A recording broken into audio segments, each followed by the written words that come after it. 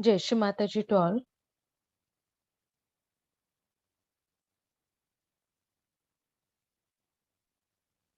Firstly, we'll take pranam to Shri Mataji and take the bandhan. हम श्री माता जी को प्रणाम करेंगे पहले, उसके बाद बंधन लेते हैं।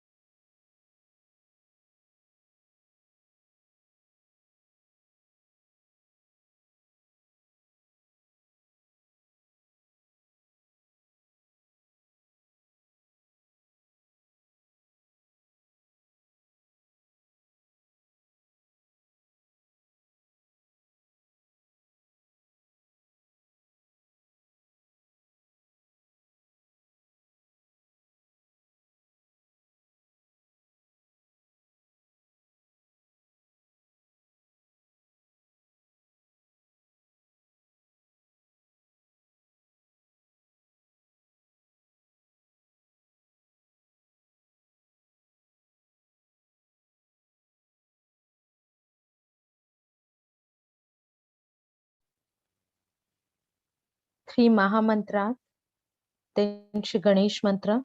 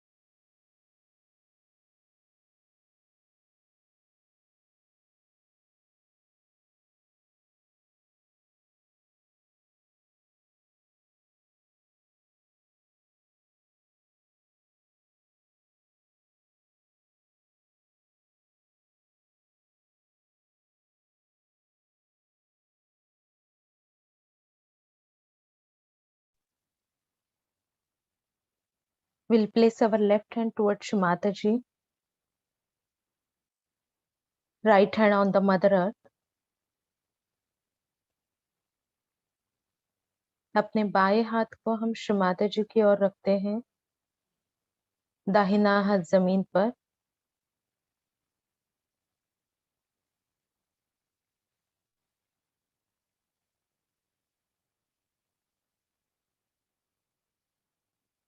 श्री माता जी, please clear our left side through the Mother Earth.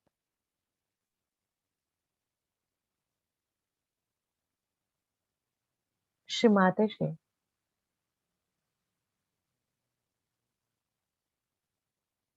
कृपा करके हमारे इड़ा नाड़ी को आपके भूत तत्व द्वारा शुद्ध कर दीजिए।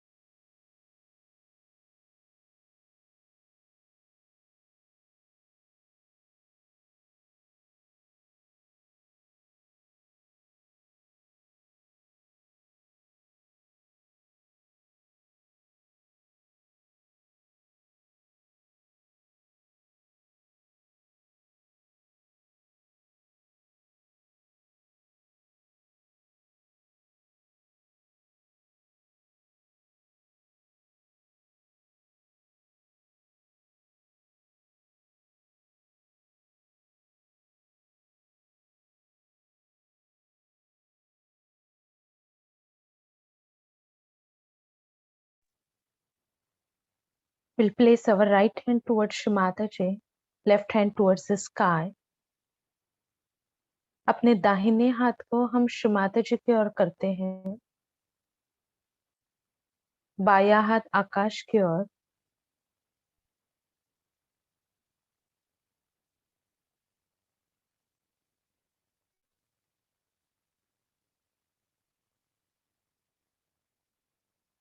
बेटी श्री माता जी, श्री माता जी, please clear our right side through the ether element.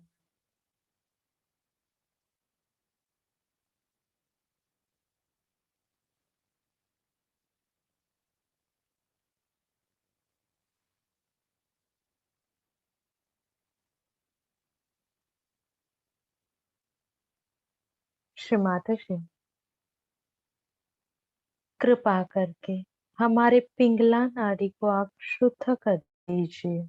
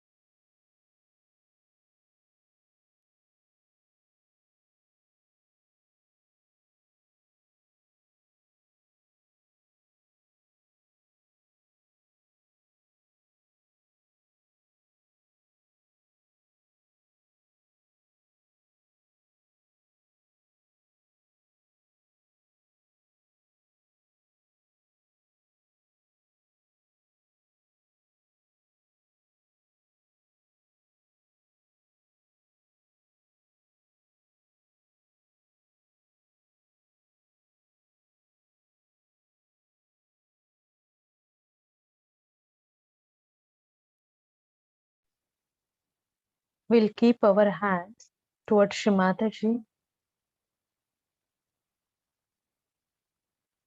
Attention on the Sahasra. अपने दोनों हाथ हम शिमाताजी की ओर रखते हैं और अपना अटेंशन सहस्त्रार पे रखेंगे।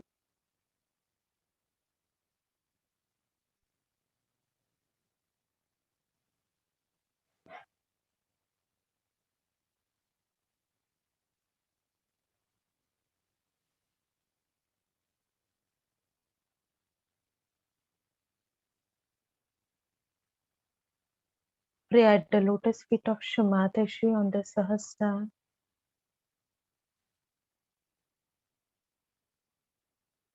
Shimataji,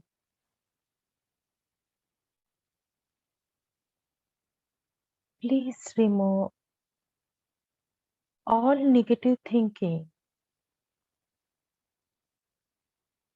all negative entities within us.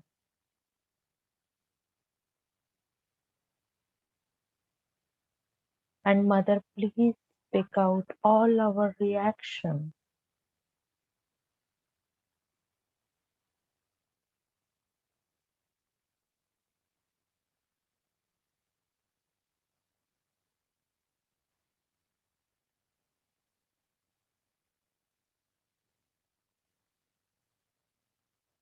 Shrimataji, please give all of us balanced day.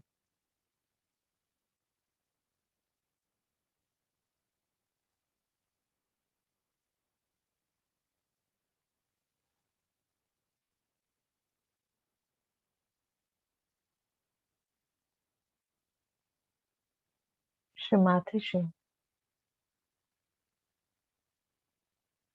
कृपा करके हमारे अंदर के सभी नकारात्मक विचार,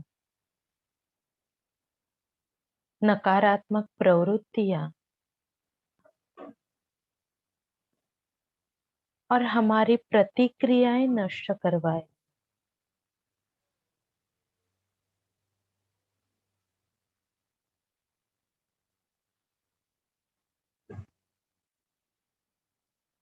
श्रीमाताजी, हम सभी को संतुलन प्रदान कीजिए।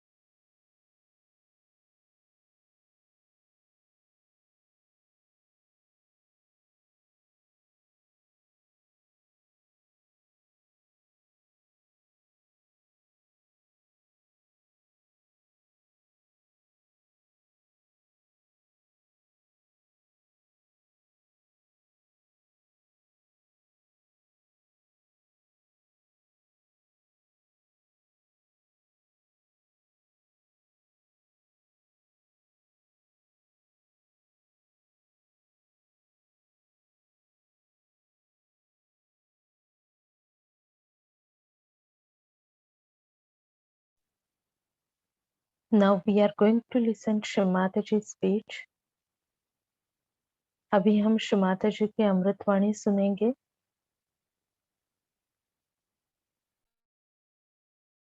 Yonder shines the infant light, Gloria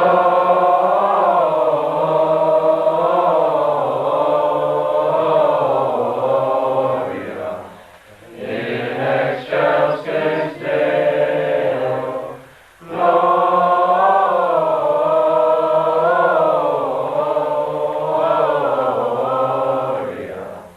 in excelsis Deo.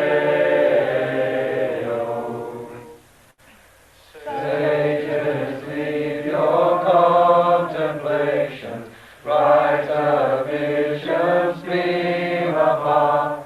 Seek the great desire of nations, ye have seen his natal star. Gloria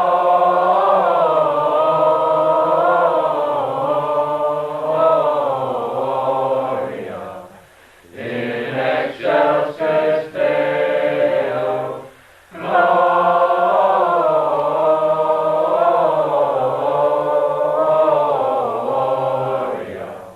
in excelsis Deo. Saints before the altar bending, watching long in hope and fear. Suddenly the Lord descending in his temple shall appear. Gloria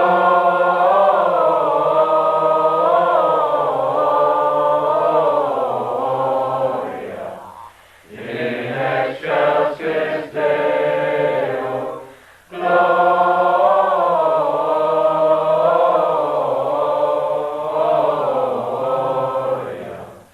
in excelsis Deo. Though an infant now we view him, he shall fill his Father's throne. Gather all ye nations round him, every knee shall then bow down. Gloria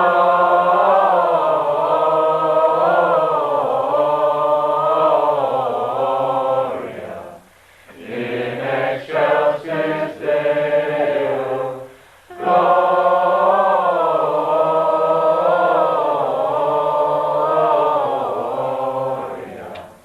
in excelsis Deo.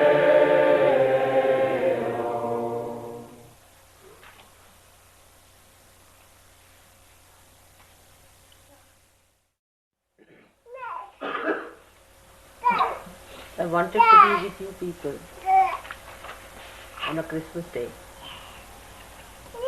But it never happened before.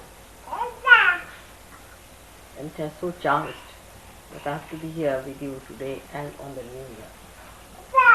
Something good has to happen, I hope, next year. Some good luck has to come.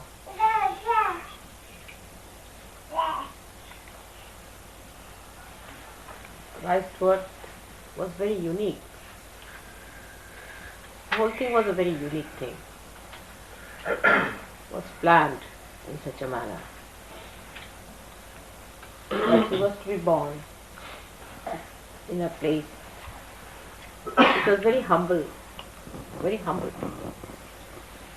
because he came to teach us humility. The word teaching in the English language means telling about, talking about. But when I say teach, I mean create, to activate within us humility. Actually, he came on this earth, first of all, to create a space within us by the Agya Chakra, by removing the hurdles of the ego.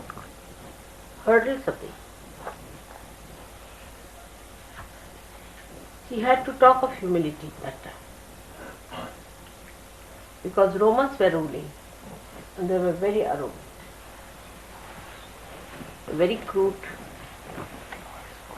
uncouth, underdeveloped, we should say, not at all evolved. Like we can say some of the animals which came into being and were thrown out of the evolutionary process later on because they were useless, too aggressive or too big for their size or some sort of a thing like that. In the same way Romans were. If you see their body, even now, painted sometimes, you find that it was not like a human body, but like some animal. The muscles and all that was very good.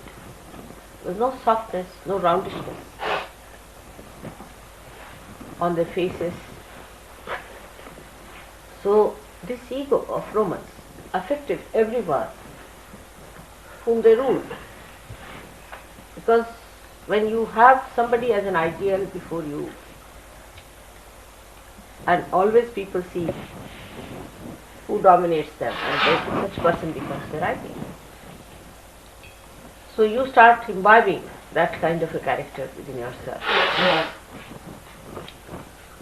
You see somebody who is condescending, you also become suddenly condescending.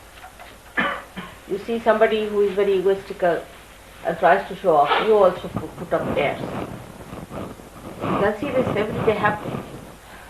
That a boss comes in who is a very, very airy person. Everybody in the office is like that. And that's how Romans affected the people in those days by creating their own ideals. People thought they are the ideals, they are the best. Because they had produced results according to them. They were so powerful, they thought this was the power.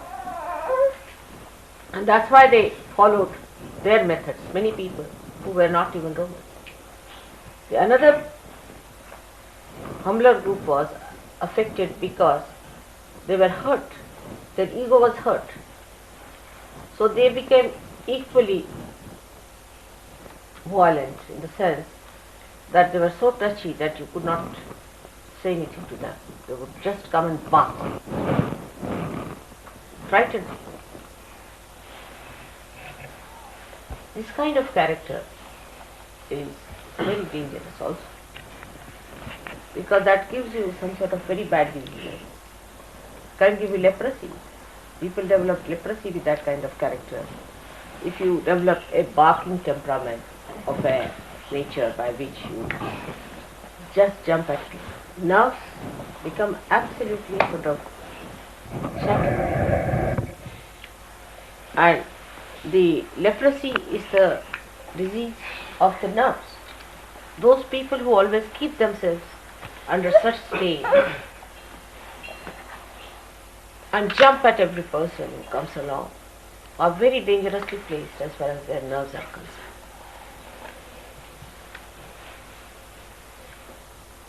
And then a horrible type of virus, you know that, which creates leprosy, attacks these nerves, can attack, because they are very vulnerable, this kind of people who jump at others. That's why there was so much leprosy. In that small little place, there were so many lepers, because their nerves are shattered.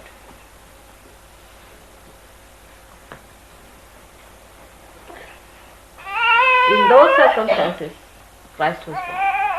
But he was not only born just for Romans or for anyone, but he was born for the whole world. Because ego had started growing in human beings at that time and had developed quite a lot as far as the Romans were concerned.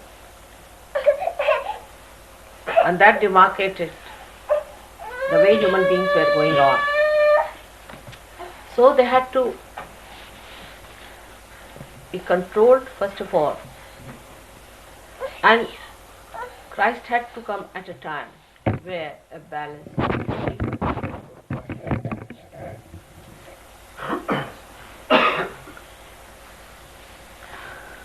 So the first thing that was said about Christ throughout in all these music and songs you have heard now is that peace on earth. He came to create peace on earth. That's only possible when you are in balance. First of all. Secondly, when you are realized. Both things should be there. If only you get your realization and there is no balance in you, there cannot be peace. But peace never means in any way is a personality that recedes, runs away from situations, escapes. It does not want to face the reality. Never means that. Christ is pictured very differently from what he was. He was the strongest personality which you could have, and the heaviest man. And he would not stand any nonsense. Nobody could take liberties with him. But he would not himself take liberties with others. Of course, no question. Extremely compassionate, extremely kind, but very powerful. This is the balance.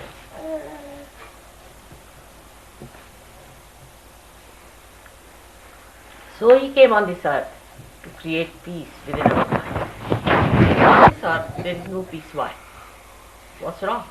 It's only the human beings are wrong. Where is peace? Within yourself. Who is violent? Human beings are violent to each other.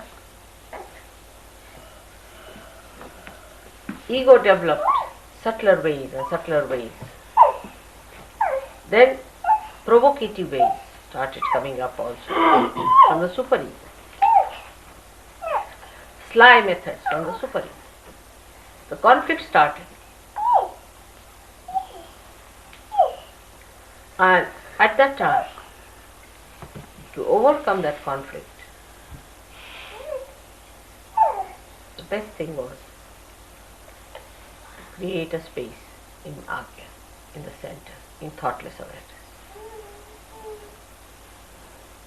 That's how Christ had to come on this earth. The birth is very, very symbolic. Because he is nothing but Chaitanya, he is nothing but the word as you call it, Logos. I don't know what all words you have got in language. The Shabda as they call it, the Omkara. He was to be born in this way because he had no body.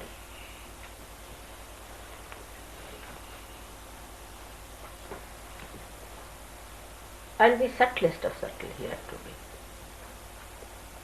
Because the work was very subtle, sukshma.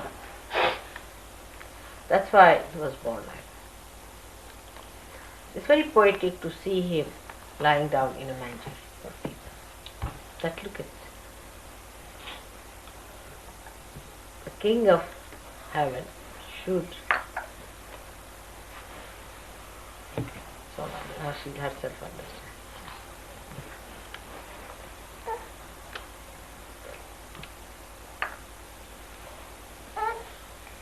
Don't go near that.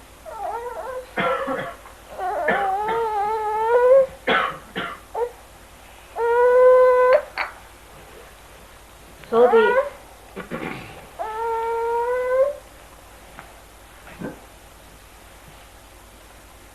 story of his birth was very interestingly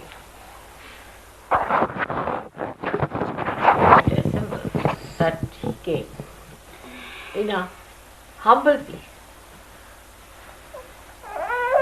because people were so proud of their money, so arrogant because of their power that they had. Even today, all the Christian nations are like that. Surprisingly, Christian nations should be so arrogant and so power drunk and think the end of themselves because they are affluent. think of the Christian nations being very poor. Do you think they would have had racial problems?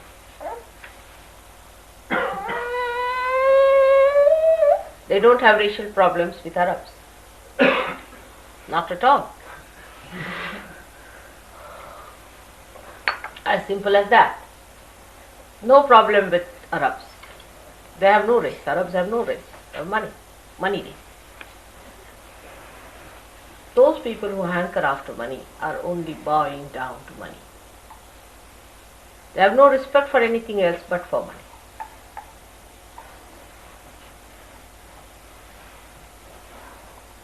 Those who have money and think of money are another lot which is going to go out of the circulation of evolution. That's going out already. The second lot is the one which was like Romans. They had a fall, they all finished because they were power drunk. They drank away. Their civilization completely finished off and they are out. You see in Portugal, you will be amazed, it's happening there. The ego of Portuguese was so great, you can't believe that first country is a desolate country. There's nothing now.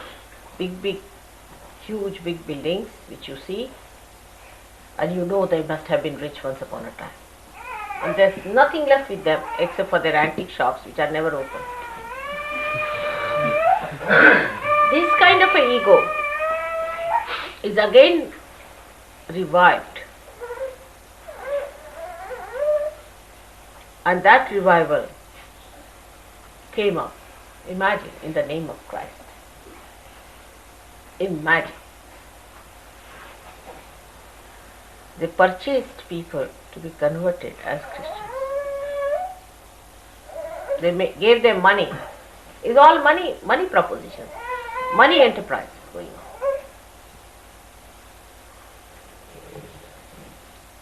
Jews the same, then the Christians the same. He was born in a manger for a little child to be put in a manger by the Mahalakshmi. It's too much. See how symbolic it is. Mahalakshmi. It's not Lakshmi, but Mahalakshmi. To put the child in the manger. No place. We have at least Chelsham Road, Warwick Road, Brahmam Gardens, Brompton Square. But the child was born and was put in the manger. The humblest thing in this world is a manger. The humblest of all, a crib. The highest is put in the manger.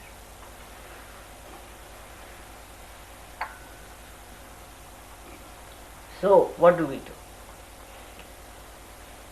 We think we should also sleep in the manger. We become like Christ. There are people who believe in such nonsensical things. They think that, you see, if they have all the money, they drink, do all kinds of things, you see. I met one man one day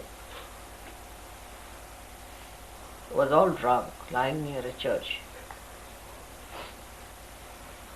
saying, I am Christ, I am Christ. He must have got this idea that he is lying there because he is very humble. This kind of ridiculous caricature of the whole beautiful symbol is followed everywhere.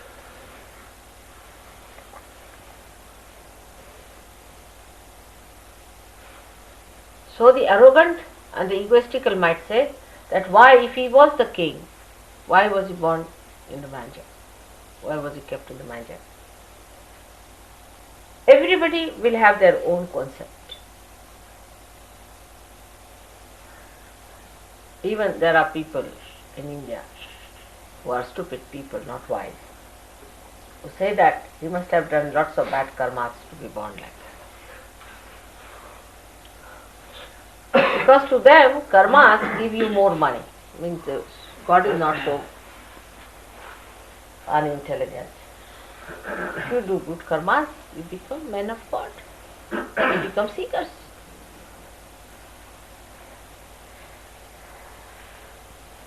You get the blessings of God by your good karmas. You become religious people, not moneyed people who can go to pubs and waste their lives. This is the idea they have got, that by doing good karmas you become rich and become even worse for next life. Some people may believe like that. But he never did any karmas. He was in a karma himself. So no question of his punishment and all that. It was just a drama. But very symbolic it is. Now see, a little child put in the manger, no comfort. Can there be a comfort in a manger? Think like that. All the Christian nations are after their comforts. Aren't we? What we think is not comfortable, it should be comfortable. Christians should never seek comfort.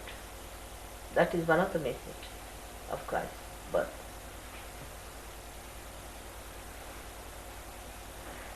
If they seek comfort, then they are away from Christ. Because he was born in a manger. No comfort was provided for him.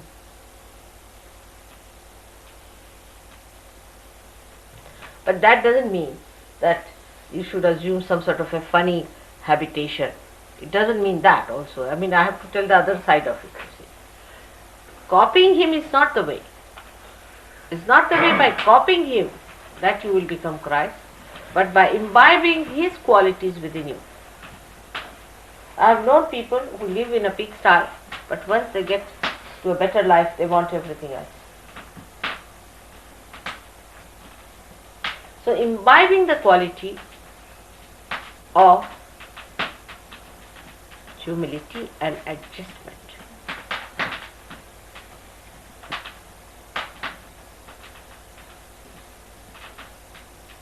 Humility and adjustment.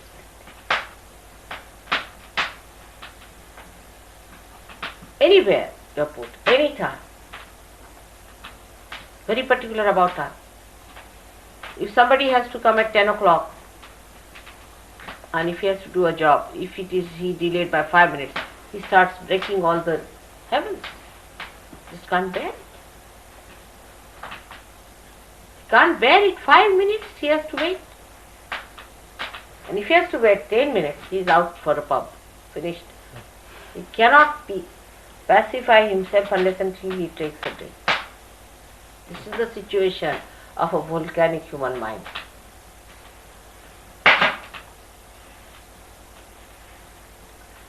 So the peace has to come.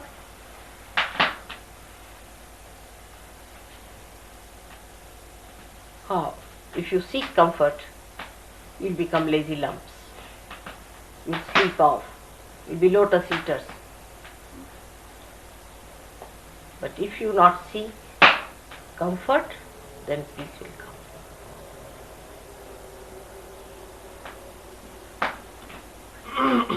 Because for our own comfort, for our selfish comfort of this body, we torture everybody. The other day only I was telling that only in the Western countries it is so, not in India. If somebody is sleeping even till 12 o'clock, you cannot wake up that person. It's an irreligious act. I mean, in India, anybody who sleeps after 6 o'clock, he'll feel ashamed of himself to be sleeping that time. He'll be apologetic the whole day and he'll say that, oh God, I'm sorry. It's regarded as sinful to sleep so late as 6 o'clock in the morning. I mean, any country like that.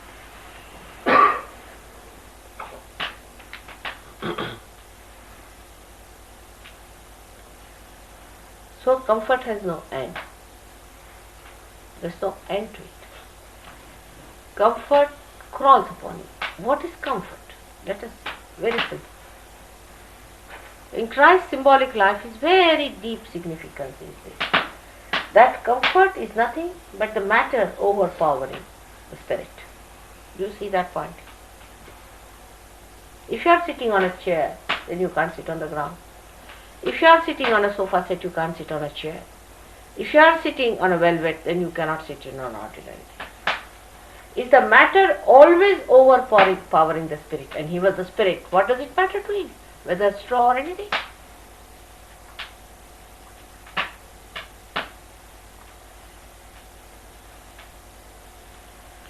It is unsurmountable.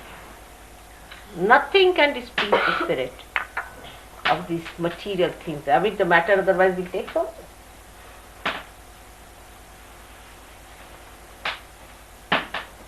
That is the thing, one has to understand. That he was the spirit. And if you have to become the spirit, first of all, try to give up your comforts. Lash your bodies a little bit. I'm sorry on a Christmas day I have to say that. Because he was also lashed that way. If you see on the day he was born, for a mother to put the child in a crib, that was a manger, is too much of a sacrifice. How much you want to do for your children? Dress them up properly, do this, do that. But the child was to be put in the manger, was put in the manger, just for you people to learn that comfort crawls on the spirit.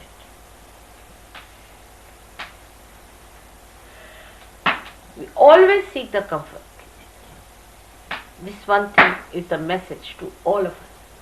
If you seek the your room, I must have a bathroom attached to that. Again, comfort. What about my wife? Where is she going to sleep?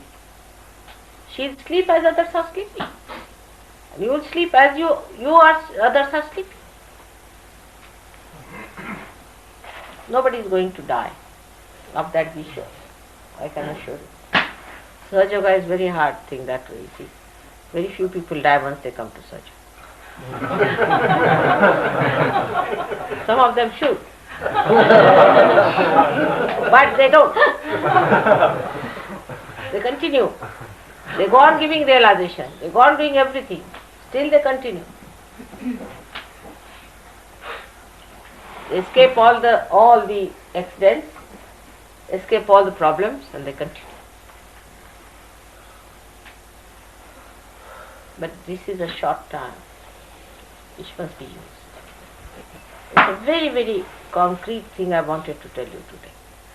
It's nice to talk of Christ's birth, be happy about it, sing songs, go into a mood like that, but really I tell you, it's a very symbolic thing for all of us to know that he slept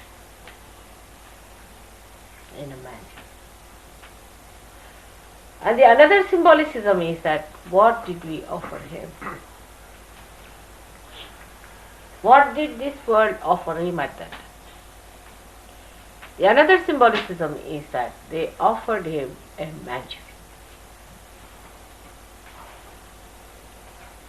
Are we going to do the same to our mother?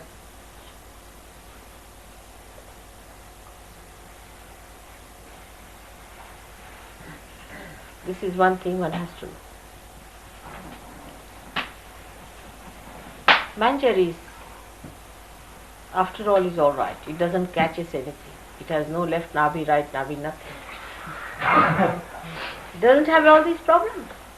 There are no thorns. There's no agya. There's nobody screwing up into your stomach. Suddenly you feel, oh God, don't want to see. So you are the thistles in that manger which have to be soft to give comfort to Christ. You have to become so soft and so sweet, so clean and pure, because a new babe is going to be put in the manger.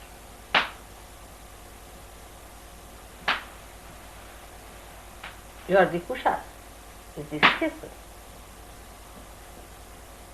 And for a yogi, the Kushasana is the one. He sits on the kusha. So he was a yogi, he came on the kusha. Alright. But now what about you?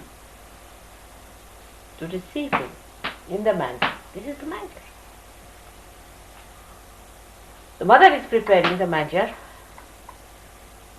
to make the child feel very happy and comforted. The thistles,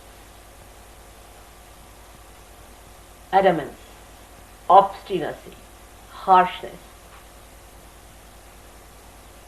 ugliness,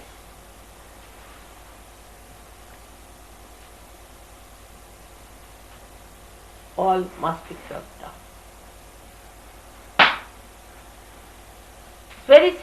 It's very symbolic, I must say. His birth. Why? Why, one should think, why was he born like that? People might give any amount of interpretations, but I know because I've done it. I'm trying to soften you. I'm trying to mold you. Sometimes I have to be harsh with you. Sometimes I have to be angry with you. Sometimes I have to tell you off. Just now, there are some who are catching so much on the void that my stomach is screwing up. It's all right with me, because I'm supposed to be that. I'm so fortunate that I have to face all that. What about Christ within us? You are not going to be happy with yourself, with your being, with your spirit, unless and until you create a manger of very soft thistles.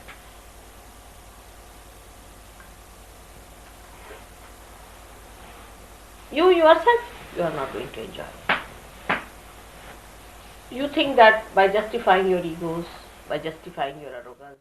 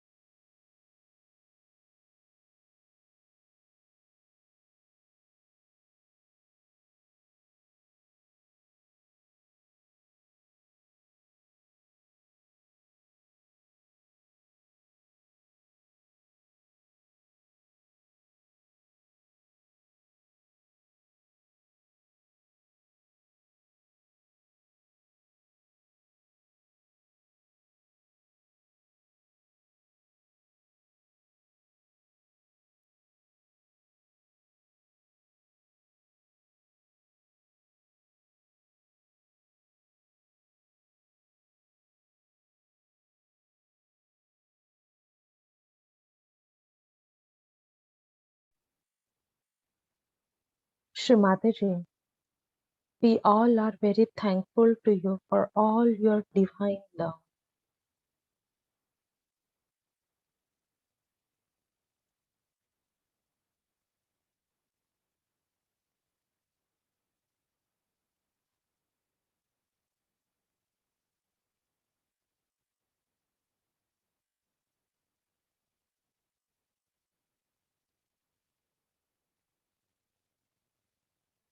We all do pranam to Shri Mataji and then take bandhan.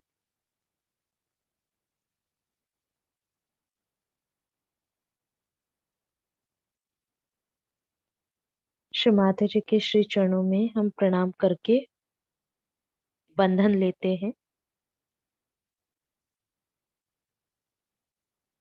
जय श्री माता जी।